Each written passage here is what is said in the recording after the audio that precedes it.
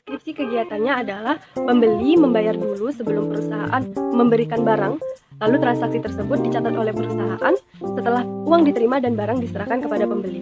Sistem pengendalian intern mengharuskan semua penerimaan kas dari penjualan tunai harus segera disetorkan ke bank yang mana akan melibatkan pihak lain untuk melakukan internal check. Sedangkan penerimaan kas dari penjualan tunai melalui kartu kredit itu akan melibatkan bank penerbit kartu kredit tersebut.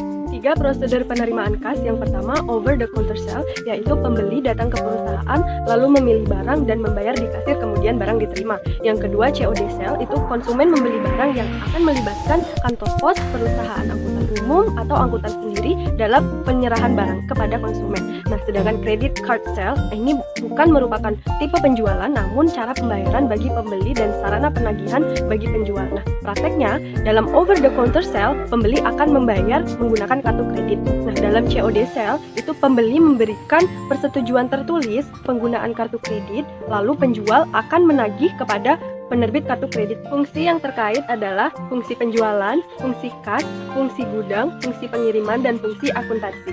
Selanjutnya yaitu dokumen yang digunakan. Jadi ada 7 dokumen yang digunakan dalam sistem penerimaan kas dari penjualan tunai. Yang pertama, fakta penjualan tunai. Yang kedua, PIN register kas. Ketiga, credit card sales slip. Yang keempat, bill of lading. Yang kelima, faktur penjualan COD. Yang keenam, bukti setor bank. Dan yang terakhir yaitu rekapitulasi beban pokok. Lalu, catatan akuntansi yang digunakan dalam sistem penerimaan kas dari penjualan tunai yaitu jurnal penjualan, jurnal penerimaan kas, jurnal umum, kartu persediaan, dan sedangkan jaringan prosedur yang membentuk sistem penerimaan kas dari penjualan tunai yaitu prosedur order penjualan, penerimaan kas, penyerahan barang, pencatatan penjualan tunai, penyetoran kas ke bank, pencatatan penerimaan kas, dan pencatatan beban pokok penjualan. Sistem penerimaan kas dari piutang yaitu menjamin kas diterima oleh perusahaan dari debitur melalui pembayaran cek atas nama atau billet giro. Cek yang telah diterima oleh perusahaan harus segera disetorkan ke bank dalam jumlah penuh.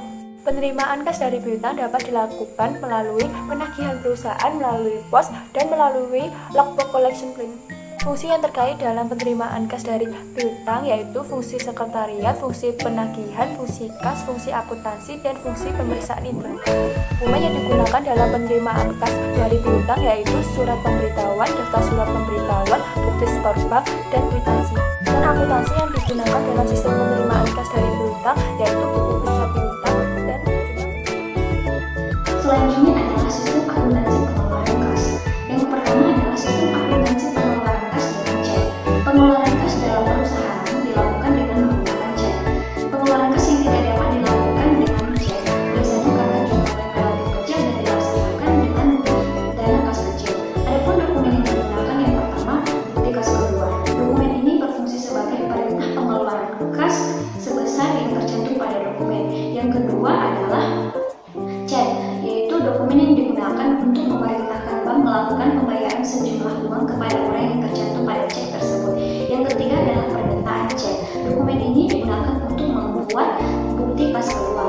Adapun fungsi terkait sistem akuntansi pengeluaran kas dengan cek, yang pertama fungsi kas yang memadukan pengeluaran kas, yang kedua fungsi kas, yang ketiga fungsi akuntansi, dan yang keempat adalah fungsi pemeriksa intern.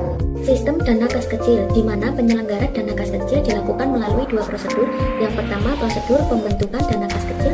Yang kedua, prosedur pengeluaran dan pengisian kembali dana kas kecil yang dilakukan dengan 2 cara, yaitu saldo berfluktuasi dan import system.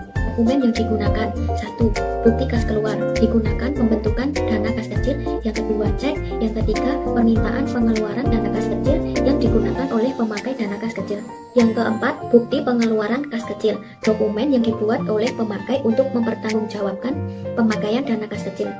Yang terakhir, permintaan pengisian kembali kas kecil, dibuat oleh pemegang dana untuk mengisi kembali dana kas kecil.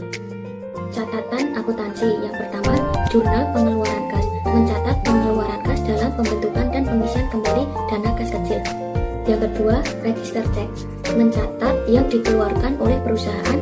Yang ketiga, jurnal pengeluaran dana kas kecil. Diperlukan jurnal khusus sebagai alat distribusi pendebitan akibat pengeluaran dana kas kecil. Fungsi yang terkait antara lain fungsi kas, fungsi akuntansi, fungsi pemegang dana kas kecil, fungsi yang memerlukan pembayaran tunai, dan yang terakhir fungsi permintaan. Oke, bagian alir ini dibagi menjadi 4 bagian, yaitu yang pertama ada prosedur pembentukan, yang kedua itu permintaan dan pertanggungjawaban, yang ketiga pengeluaran dana, dan yang keempat prosedur pengisian kembali.